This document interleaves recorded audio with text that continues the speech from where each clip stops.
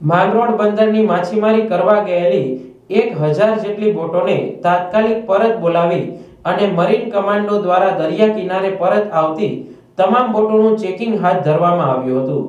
ભારત પાકિસ્તાન વચ્ચે જે તણાવભર્યું વાતાવરણ ઊભું થતા દરિયાઈ વિસ્તારના તમામ લેન્ડિંગ પોઈન્ટ પર તથા મધદરિયે કોઈપણ પ્રકારની હિલચાલ સામે કાર્યવાહી કરવા મરીન કમાન્ડો તૈનાત કરવામાં આવ્યા છે। હાલ માંગરોળના દરિયા કિનારા ઉપર ભારે સુરક્ષા વ્યવસ્થા ગોઠવવામાં આવી છે। My Sitaram Sharma, DYSP marine task force.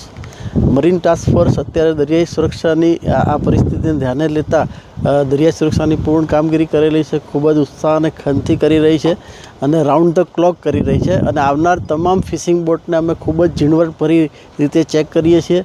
તેમજ જેટલા પણ ફિશિંગ પોઈન્ટ છે, લેન્ડિંગ પોઈન્ટ છે, જ્યાં ભવિષ્યમાં કંઈ પણ લેન્ડિંગ થયેલું હોય એ જગ્યાએ પણ અમારા commando, marine commando round the clock કામગીરી કરે છે। તે સિવાય અમે તમામ એજન્સી એસઓજી, આઈબી, કોસ્ટગાર્ડ સાથે સતત સંકલનમાં છીએ અને અમારા અધિકારી, ઉપરી અધિકારી અમને જે સૂચના આપે છે એ પ્રમાણે અમે ખંત ઉત્સાહથી અમારી કામગીરી કરીએ છીએ।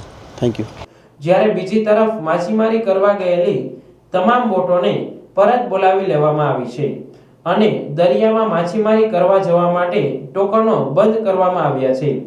હાલ માંગરોળ શહેરમાં ચુસ્ત પોલીસનો પહેરો લગાવી દેવામાં આવ્યો છે અને તમામ વાહનો પર ચાંપતી નજર રાખવામાં આવી રહી છે।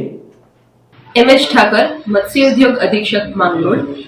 વડી કચેરીની સૂચના અનુસાર આગળ અન્ય સૂચના ન મળે ત્યાં સુધી માછીમારી માટેના ટોકન હાલ બંધ કરવામાં આવેલ છે।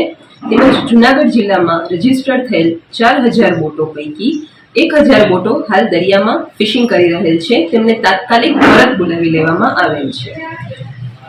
કચેરીના ફિશરીઝ ગાર્ડને તેમજ માછીમાર સમાજના પટેલ, પ્રમુખશ્રીઓ અને આગેવાનોને કોઈ પણ બોટો અને હોડીઓ દરિયામાં માછીમારી માટે ન જાય તેના માટે તકેદારી રાખવા માટે જણાવવામાં આવેલ છે।